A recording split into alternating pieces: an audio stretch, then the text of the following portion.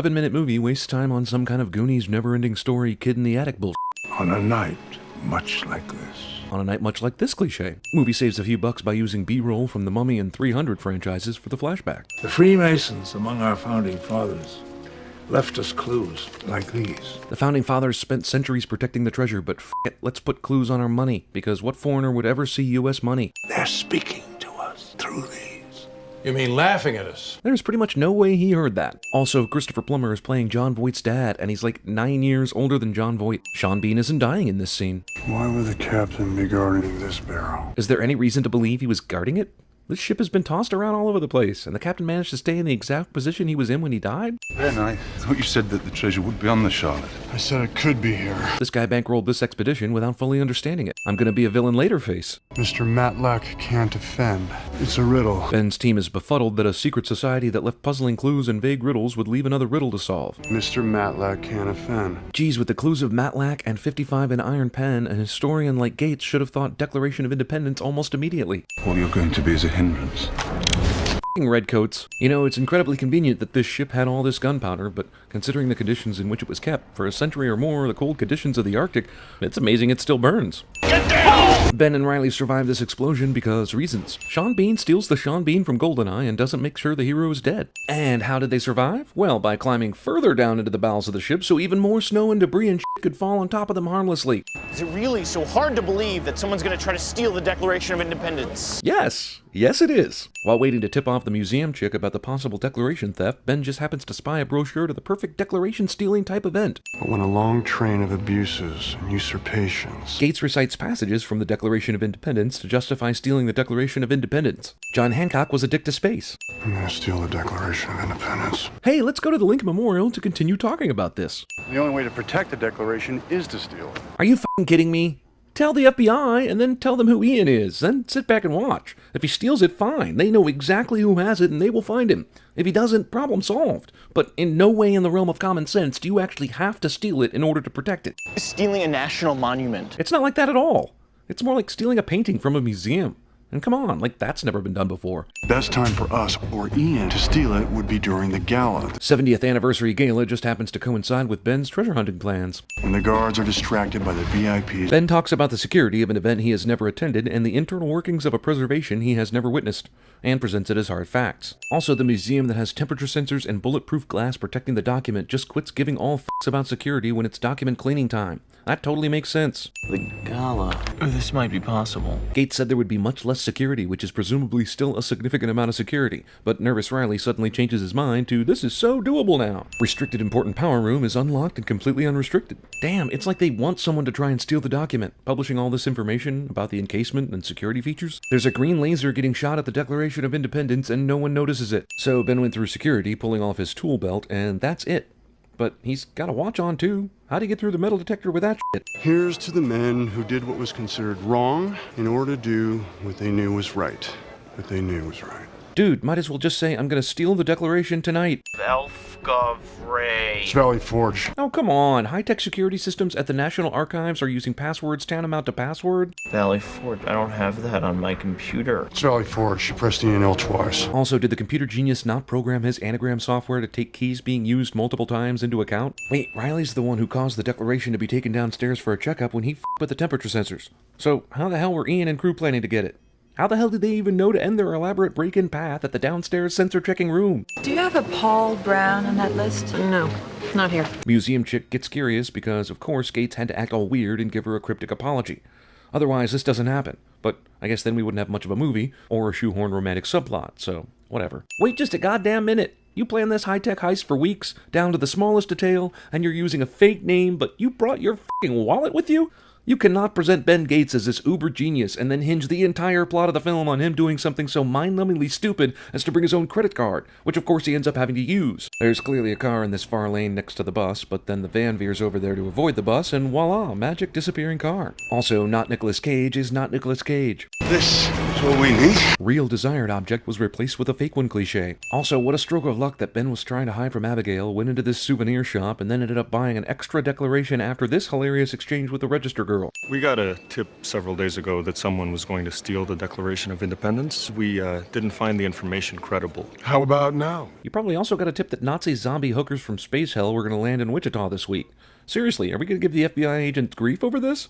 The tip was 2 people walking into an office with a crazy story and no evidence. This website tells us that Ben Franklin wrote the letters in 1722 when he was 15, but he was born in 1706, and he would have had to be 16, especially since he was born in January. When Ben Franklin was only 15 years old, he secretly wrote 14 letters to his brother's newspaper, which just so happened to have a key to the treasure?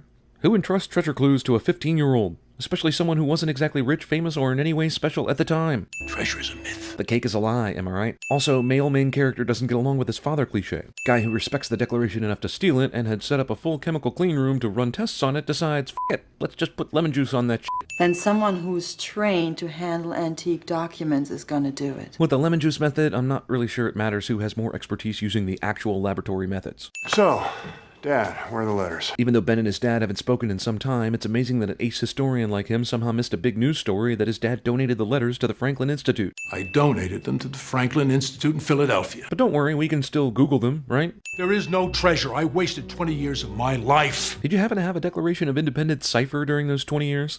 You had virtually no clues during your so-called search. What the hell were you using? Don't worry, Mr. Gates. We'll find your car. And your son. And we definitely won't question you any further about being an accomplice despite all the circumstantial evidence and your shifty behavior, in case you confused it with Philadelphia, El Salvador. So here's where Ian decided to go to Philadelphia to check out the Silence Do-Good letters without knowing what's on the back of the Declaration of Independence or why the letters matter. But thanks to sheer crazy amazing timing, he's here at the same time Ben is and will luck his way into the knowledge he needs. Last one, okay? Last one? You're writing all this down on paper, right?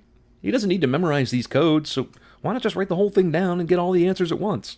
The whole reason this is done is so Ian can catch up, and it's totally dumb. Riley is a dick to kids. For the sake of cute movie moments, clothing stores will now have side-by-side co-ed dressing rooms with a hilarious lack of privacy.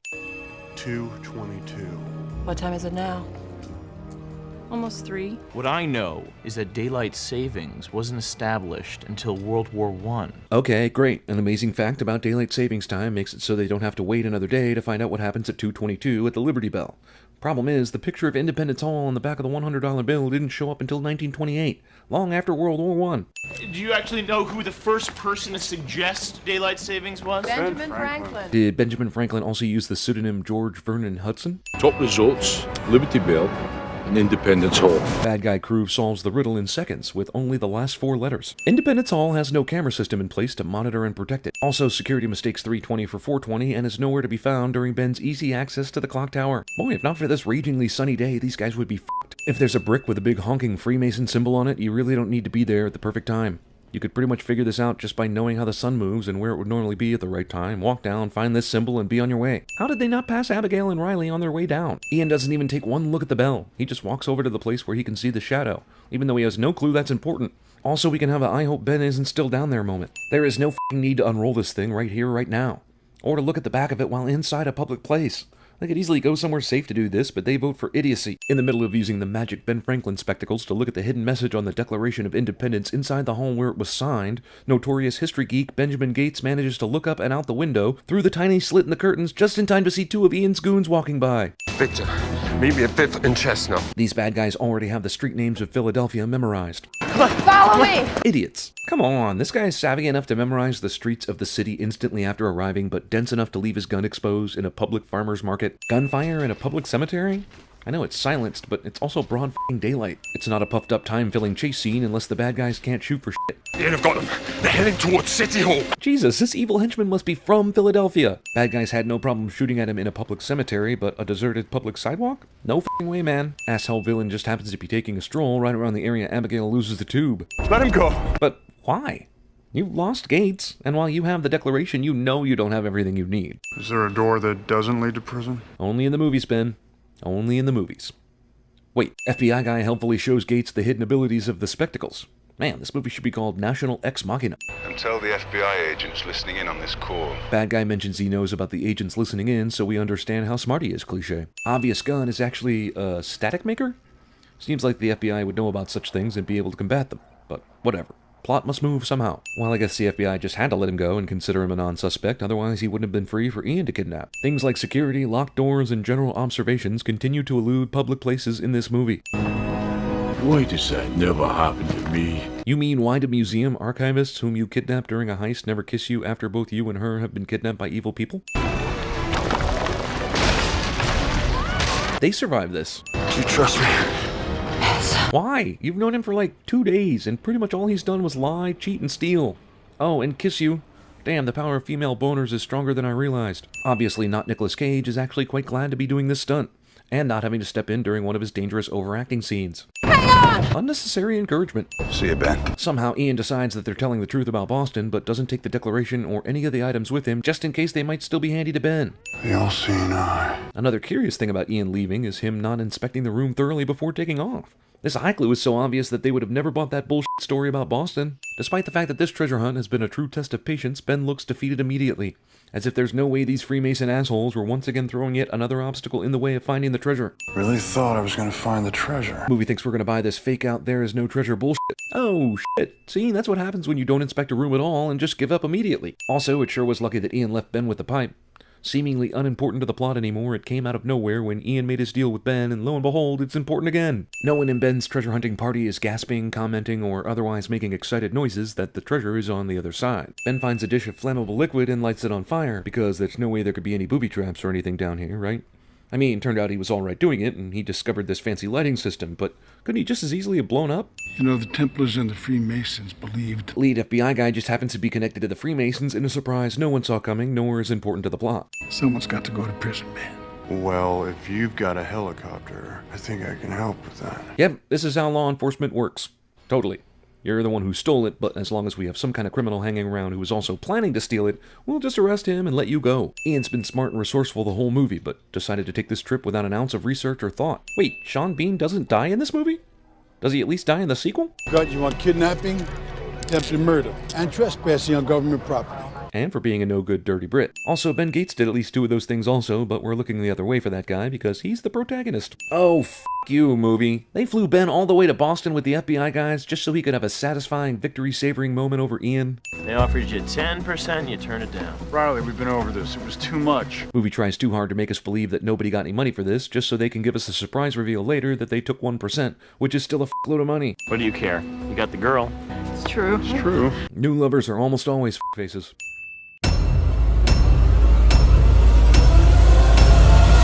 I wasted 20 years of my life.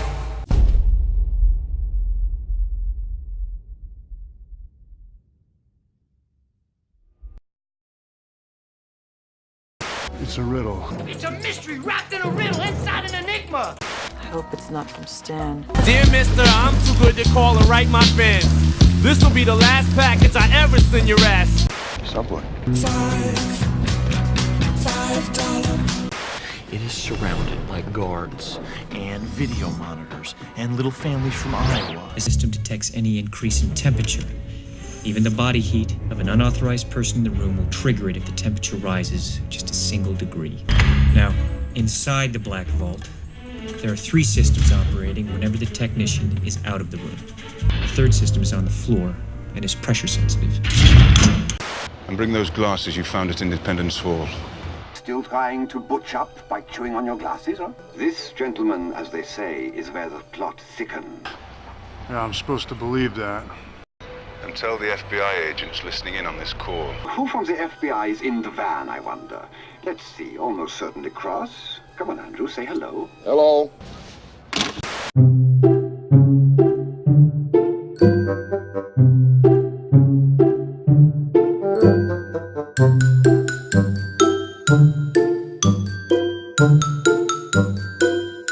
What was the secret?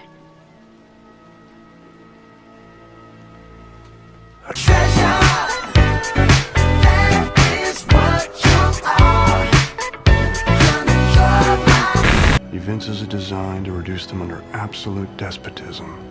It is their right, it is their duty to throw off such government and provide new guards for their future security. Nerd. How do a bunch of guys with hand tools build all this? Same way they built the pyramids. Yeah. The aliens helped them.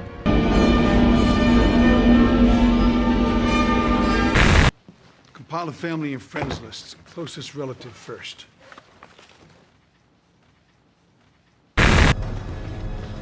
Come here. Wait a second, never happened to me. Get positive IDs and search everyone, including the security staff. If they refuse, take the butt of your gun and smash their nose in. Drops him right to the floor. Everyone jumps. He falls down screaming, blood squirts out of his nose.